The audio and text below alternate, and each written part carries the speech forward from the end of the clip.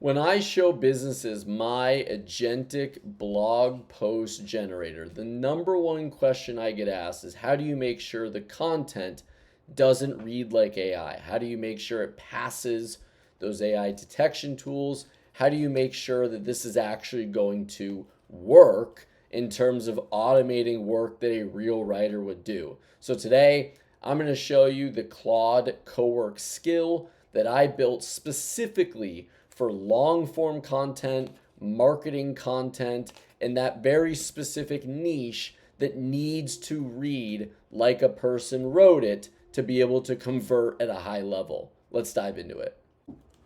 So the first thing I'm going to show you is how to add skills to Claude Cowork. You're going to need this, of course, for this specific skill. Skills come in kind of two formats. You have a standard skill.md mark file that you can upload and provide. Normally that's for very static or very straightforward skills. It doesn't have to reference anything or stuff like that. But in other cases like this, usually for more complex skills, you have some sort of repository. Maybe it has other files in it. It has documents. It has, sort of like a file structure. It's not just an individual skill file. The process is going to be the same up until that point, whether you're doing one or the other. You're going to come in here. You're going to hit skills. You're going to go to manage skills. You are going, let me drag this over so that you can see. You're going to go to upload a skill. Drag and drop, you can see it says either a markdown file or a zip.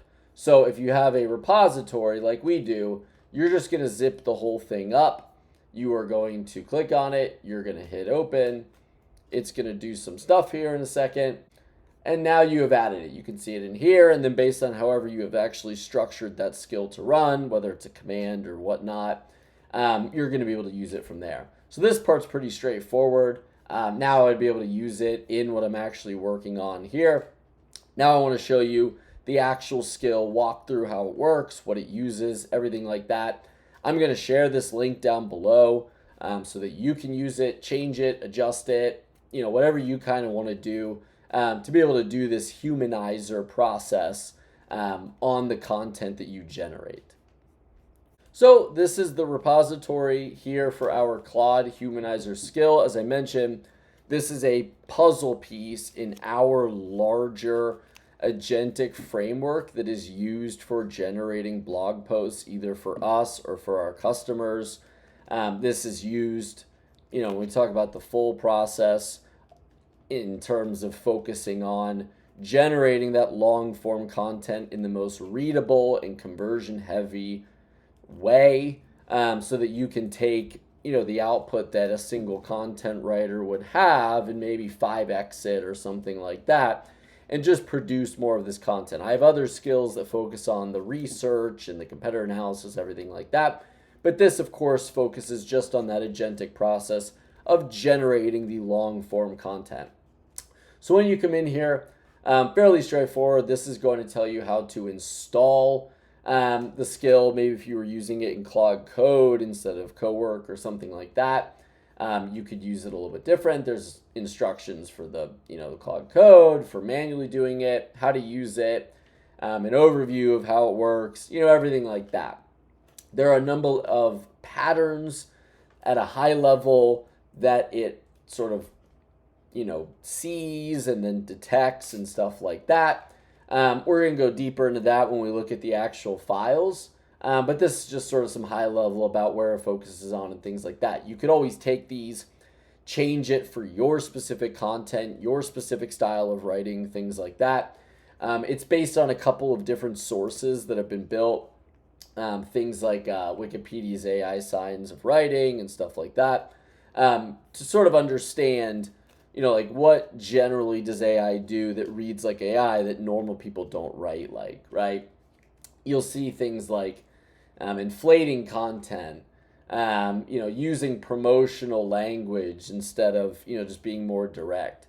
Vague information, that's a very heavy, AI, maybe it doesn't have, an exact source or something like that, so it sort of hallucinates, and by hallucinating, it just makes it vague. some of the things here, like the vocabulary and stuff like that, more standard things that you've probably seen. The use of em dashes, whether that's the proper way to write or not, AI uses it quite a bit. Emojis, hyphenated word pairs. That's a very common one I see, where it hyphenates things. And that's actually how the word is supposed to be written, but people just don't really do that in the day to day. You'll see a lot of it is focused on dumbing down content from being like professional, absolutely perfect, to the way that people really write, right? They write a little shorter, they write a little different, and not something you'd see out of like a book on how to write professionally, right? So you'll see different stuff in here, some examples and things like that. Now, the meat of the bone, here's the actual skill file. Now, the skill file, I like to think of these as sort of a hierarchy. So the skill file is going to be very top level about when somebody says to do this, you do this. When when the skill is chosen and they, want to do this, this is where you focus. It's very, very focused on like top level, like what are you doing? Like what is the point of this skill? How people are going to invoke it, blah, blah, blah.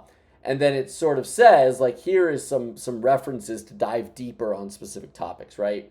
This is all information that in theory you could put in a single skill file, but structurally and hierarchically, it just doesn't make sense to put all of this into a single skill. The skills can become too large. It's going to have information that might be relevant for one task, but isn't relevant for another one. So that sort of muddies the water a bit.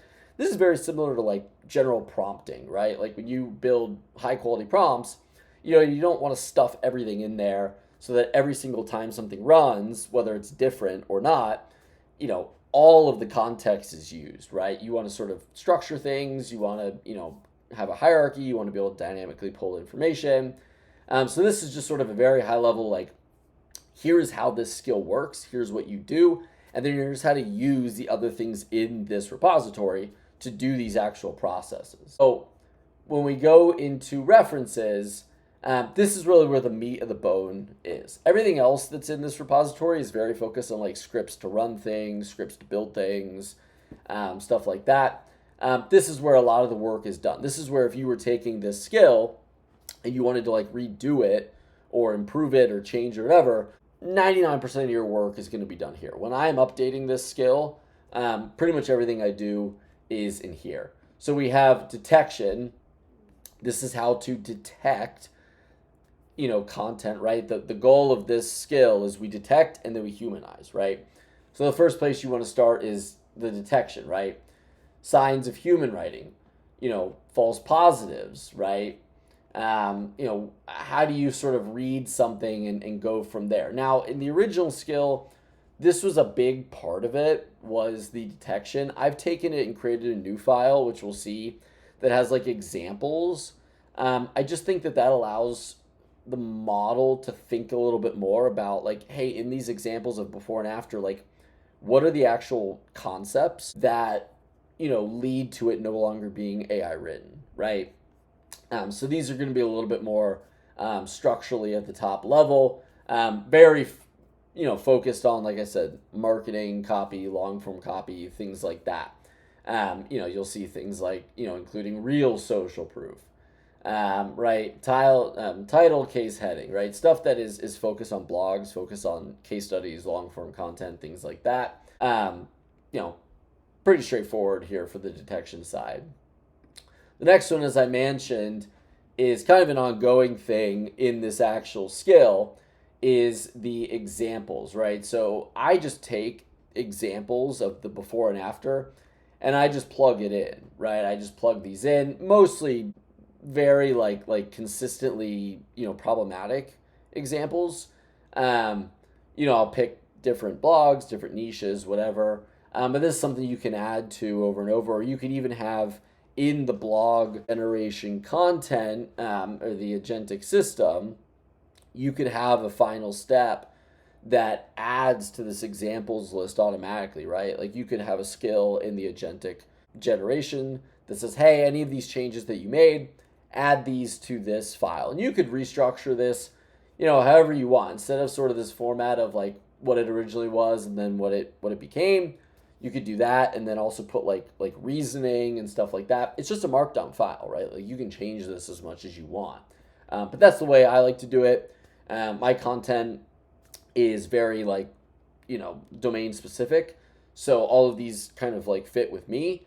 But when I set this up for customers, right, these examples are specific to their niche, right? Like if they're a small business that does marketing, right, like email marketing, the changes are going to be more specific to email marketing blogs, right, and like how they like to write and things like that. From there, patterns.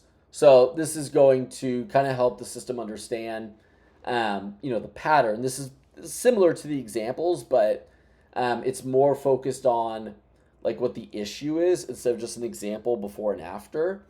So you can see they have like a broad like content pattern issue, right? And then the words to watch out for, the problem, the before, and the after, right? Kind of like what we saw before, but a little bit more structured, like a hierarchy, where that top level is like very specific issues. You could do one or the other here. I find that I use this for like the broad concepts that I see issues with, and I use the examples as just plug in and power away as many examples, to cover edge cases and things like that. From there, I do have an SEO preservation file in here. I don't really use this because I have an SEO preservation skill in the blog generation framework. So this isn't really needed, and it's much more complex than this. This is just, because this is an example, you could put all of your SEO preservation info in here. But because my blog one has one and it's very complex, very detailed, this doesn't really get used. I don't really have a need for it, but it is a good place when you're talking about like rewriting content, to make sure that you have this stuff included, and any sort of structural SEO stuff that you do across the board stays, because at the end of the day, we are generating blogs, we are generating long form content, things like that. You want that sort of process for how these reach potential customers to stay in place. Final one is voice. This is one where if I didn't have an examples file, I would add to quite a bit. This really allows you to, sort of hone in on your brand specific writing style. Like when we write blogs, it's very focused on writing in first person, like trying to get the customer to connect with like why we made decisions. These are technical blogs where we have made decisions about the way things are done. And so I find that the first person, like trying to get them to see it, works a little bit better than more like generic content that other people write. So for this, I would have a lot of that. Once again, some of this exists in my agentic framework, but if you weren't using one, if you were just using a humanizer, you would want to really fill this out and get the system to understand how you specifically like to write, versus somebody else or something like that. From there, like I said, there's really not too much else in here that is relevant and used across the board. Like I said, scripts to set things up, scripts to install, agent setup so that the agent tools like OpenAI and stuff like that can use it. Fairly straightforward there. But I highly recommend that if you are getting interested in generating blogs and generating marketing copy and things like that, to take a look at this. Especially if you don't like the way that stuff is coming out. Maybe you're just using Claude or using some off-the-shelf tool or something like that. Setting this up is so simple and straightforward, and making optimizations is so simple and straightforward.